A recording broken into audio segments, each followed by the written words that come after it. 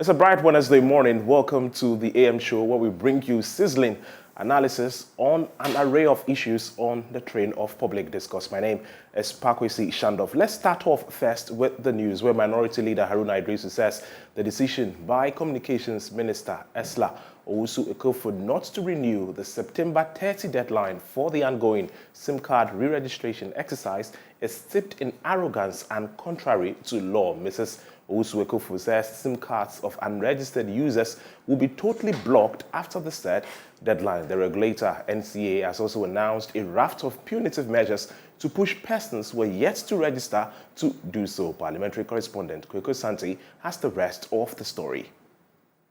Reports now indicate that government has walked back the directive for telecommunication companies to block calls and data services of unregistered SIM card users. But the minority say the directive was illegal in the first place. Therefore, calling on the Ministry of Communication and the National Communication Authority to desist from treating the communication sector as personal fiefdoms at the peril of the country's development.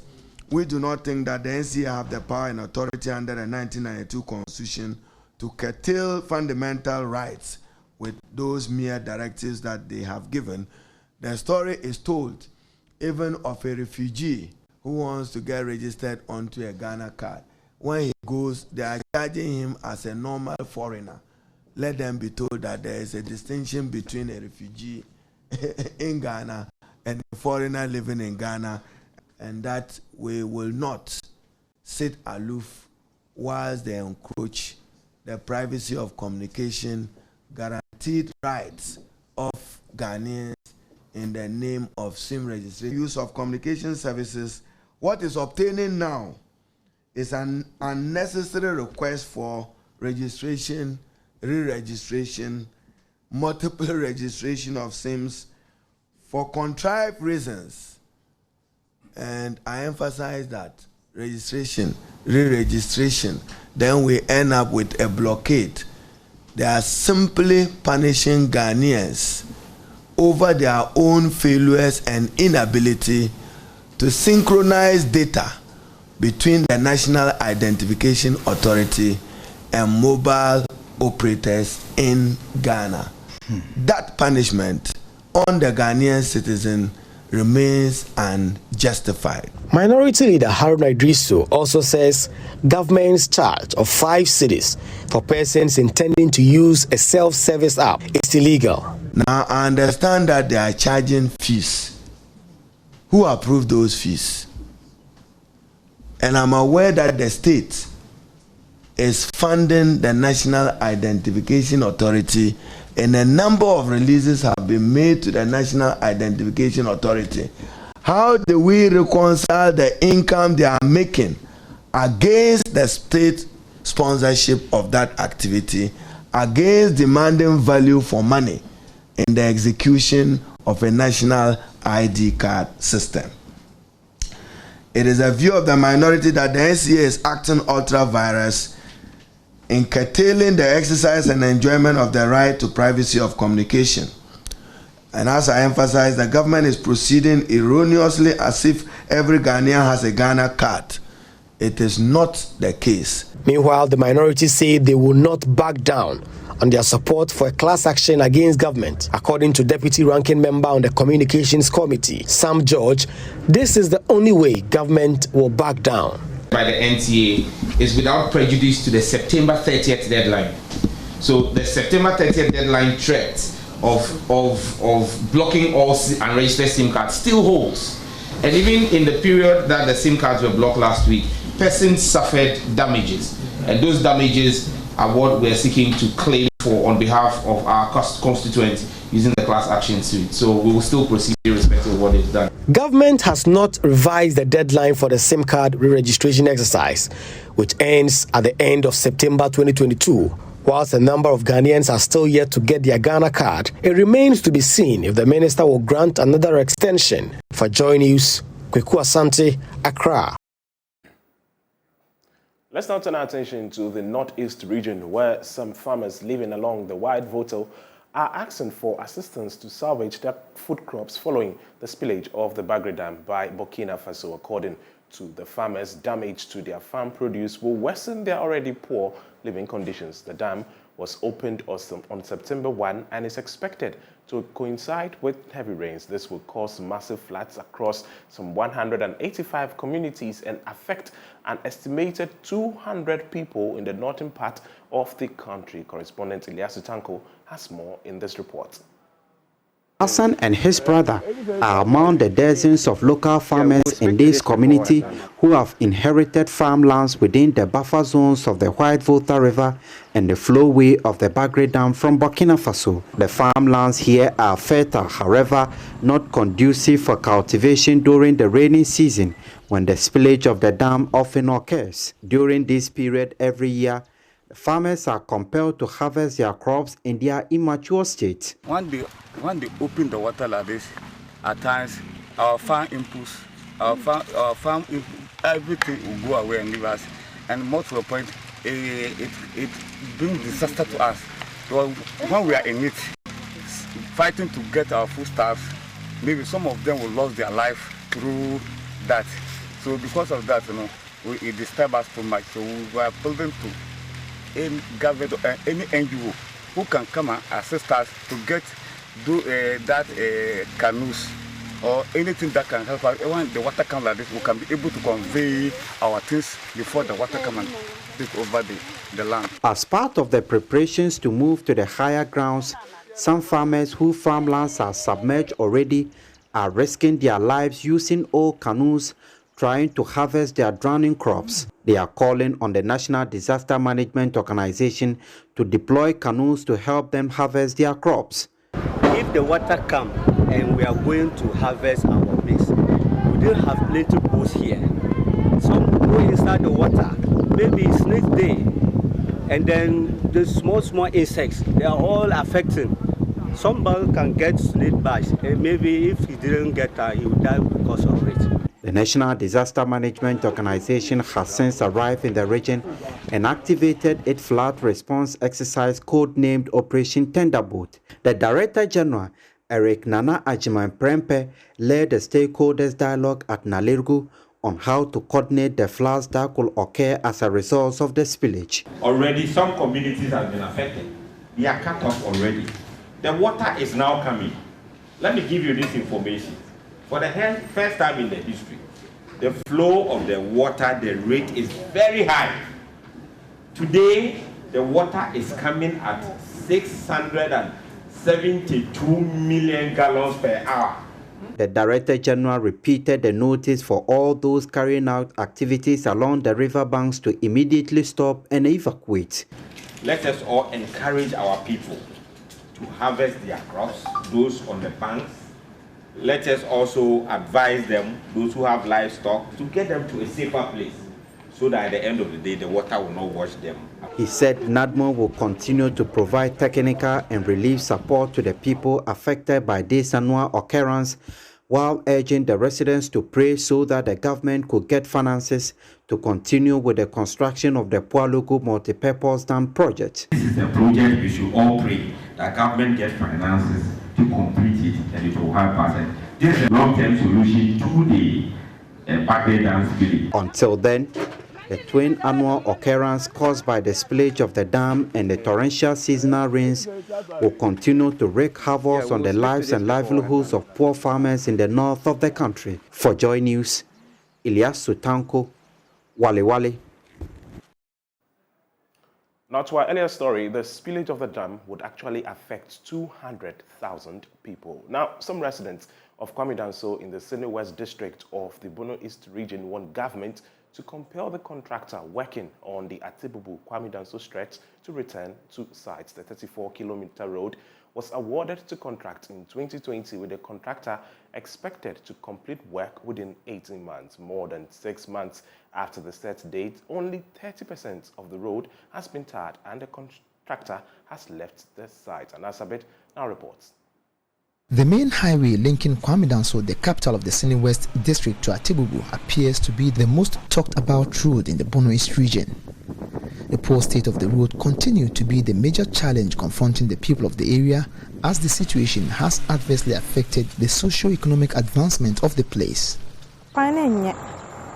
especially say ye nam so na ye kwa foma se na e ya moto ne si woso ye no obi kura nyem na otim kura na e betimi aha akula no ya kwan de ha kakra wo pa o ma boa ye kakra na de o mu ye no aboa ye no so o ma ma wie na ma djuma no adwuma kwakura ye di ma ye aha nti egwo so kwan ba bi nye ana de o mu ye kura sai so o mu ma ye nto aso nti aha ye pa ye kuyafo ye nam kwan so no se obi wo di tractor kura ba ha wa se kwan wa wo mba kwan so nye le ye dokura wo ma do ba dokura so mba ha kwan wa obi nyim firi no ho ana de ne kwa Atewa aya ye bran ho pa bi o betimi di na afru ho ba beduru ha no satana wa wo kan mu ba ko duru doctor mu na wa nya problem wa doctor nti stress de enya ye no ya stress mu ba ya mai.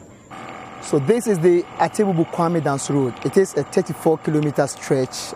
Prior to the 2020 general elections, the President Nana Addo Dankwa Akufo-Addo was here to cut a sword for the construction of this particular stretch. Nearly 2 years after the award of the contract, we take a trip to find out the level of work done by the contractor as part of our Year of Rose feature. As we speak now, 10 kilometers out of the 34 has been tarred. That is about 30% of the overall kilometer of this particular stretch. Free John Mama, I know my hair says, I'm a cura, young penny for cura, and penny for more, or Muse, young to about Sakwan Yesu. Oh, Inte na Sana, I didn't acquire. Inte about Bruce, Nana Akufo-Addo Ebaeno, no se Tonide, Adenide, or Obeboy. I'm a Yeniaji. Enti na nam kwan tituru kura na ma sa kwani ye dia to ama na Akufo-Addo ye di to mo no onu so waye ade o so ni be fili first code e be fili second and sana ko tali aba enti ko tali susu ba ye no na je say onu anu o masana ye fa aja fa.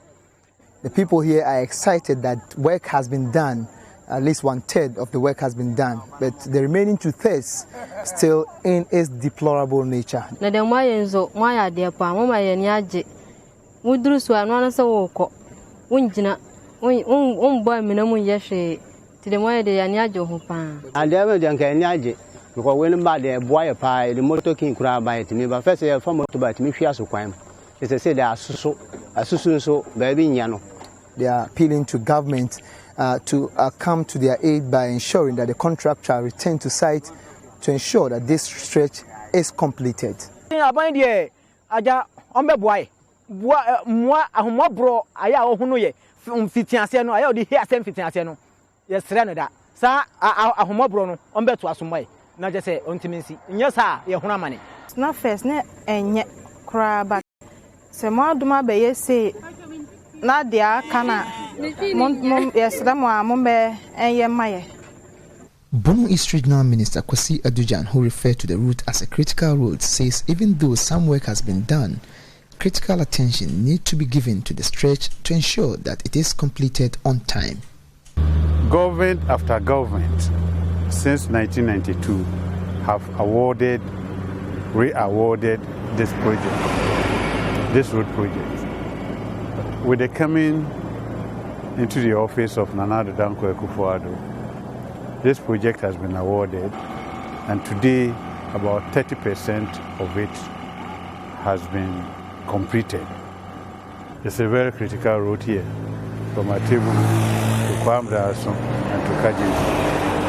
So we need to look at it and also make a passionate appeal to the Minister for Roads and Highways that this is a critical road and we must critically look at it. He's however confident that with enough assistance and support, the contractor could complete the remaining work within 6 to 12 months. They use 6 months for the 10 kilometers. 6 months, I quite remember. They use 6 months. So if they are giving the necessary assistance and support within 6 months or within a year, the remaining 24 could be completed. It isn't much of work to be done. From the almighty Atebubu-Kwame Danso stretch, my name is Anas Sabit, reporting for JoyNews. Away from that, residents in Kumasi with dental and oral health defects are being given the opportunity to correct them at no cost. Services include tooth replacement and filling, root canal therapy, dental x-ray, scaling and polishing. This is under the benevolence of some foreign volunteers and their local collaborators at the Adventist Hospital at the Valley View University on Kumasi campus. Ohimi Toya of our health desk has more on the following report. Dentists say oral hygiene is a health concern that can be complicated.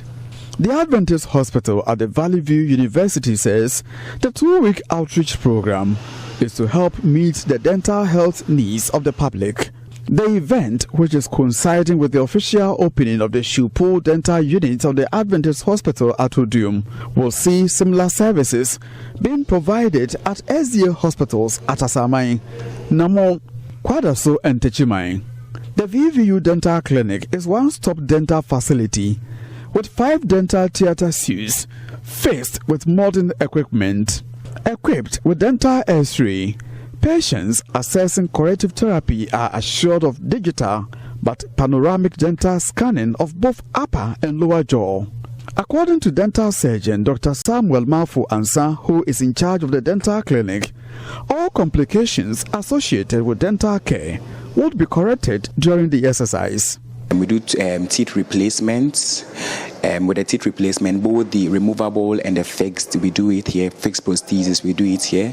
And also orthodontics, functional appliances, removable appliances, braces, all that we cover it. Inclusive surgical extractions, some of lesions and small lesions that has to do with the oral cavity. We do all that also here. One of the key areas in the body that people do neglect because they have a lot of like a lot of teeth is their dental problems. Okay, so we thought it wise, why not start with doing a free outreach to help cater for the needs or the dental needs of the people in this community. And actually it was pioneered by some foreign dentists from Ulster, and also some of the local dentists that are in this country, just so that we can help make people aware of the need to keep their oral hygiene, and also to render services in terms of doing free procedures to help keep their oral hygiene in shape. Dr. Mafo wants the Ghanaian public to pay attention to their oral health needs the same way they do to other health needs. With dental-related problems, the earlier the better, because the worse it becomes, the more expensive it is to get it done. For your mouth, I think it's one of the areas in your body that people are always looking at when you speak. People want to see how your teeth is, and if your oral hygiene is bad, sometimes it can even affect your social interactions. An example is somebody with halitosis, which is bad breath. It becomes very difficult for the person to mingle with with people. Because he or she thinks that when they are always making certain facial appearances when he speaks. If you are to leave your teeth without having to cater for it every 6 months or at least once a year, when it becomes worse, it becomes very, very difficult for you to pay and have them done. Oiminteria reporting. Now, 60 heads of junior high schools, guidance and counseling personnel, and TVET coordinators in the Northern region have been taken through a refresher course on how to form TVET clubs in the various junior high schools. The workshop was to train the participants on the importance of TVET at the basic school level. Assistant Manager of Corporate Affairs at TVET, Eunice Mensah, outlines some of the career opportunities and skills one can acquire with a steady TVET. Martina Bagre reports. The purpose of the workshop was to train participants on the importance of TVET at the basic school level, presenting the paper on careers available to one after study of TVET. Assistant Manager of Corporate Affairs at TVET, Eunice Mensah, outlined some of the career opportunities and skills one can acquire when you study TVET. When you go back to your various schools and you introduce the young children to hospitality careers, and they ask the teacher, what can I become if I decide to pursue a career in hospitality? Then you can tell the child they can either become a dietitian or a nutritionist, chef, cooks, waiters, bakers, pastry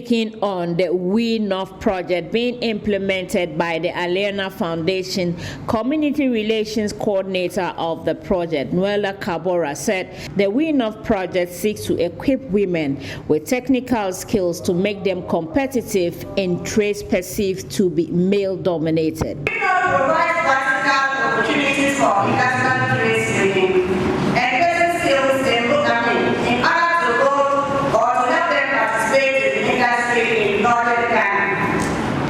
We are having 3 main goals that we hope to achieve by the end of 2025. And one of them is to improve environment and reduce gender-specific barriers for women's participation in economic growth. That's our priority. Secondly, we also want to enhance access to decent work for women in northern Ghana. Last but not the least, we want to increase productivity, profitability, and innovation of women-owned businesses in the 5 northern regions of Ghana. We know equips women with technical skills to work, make them competitive in the trade. A participant, Comfort Feli, who spoke to JoyNews, said TVET is the way to go if Ghana wants to develop. It is the way to go. We know that we can't develop without technical expertise. And so with this program coming on board, I know my students, if we would implement it in our schools, the children are going to benefit a lot. I think the problem we have is the misconceptions, the myths. And so if we're able to let the children appreciate the need to work on their skills, to unearth the potentials in them, it will go a long way to help them as individuals. That's all for the news. The show continues with Benjamin Akakpo and Mapito Sabidi.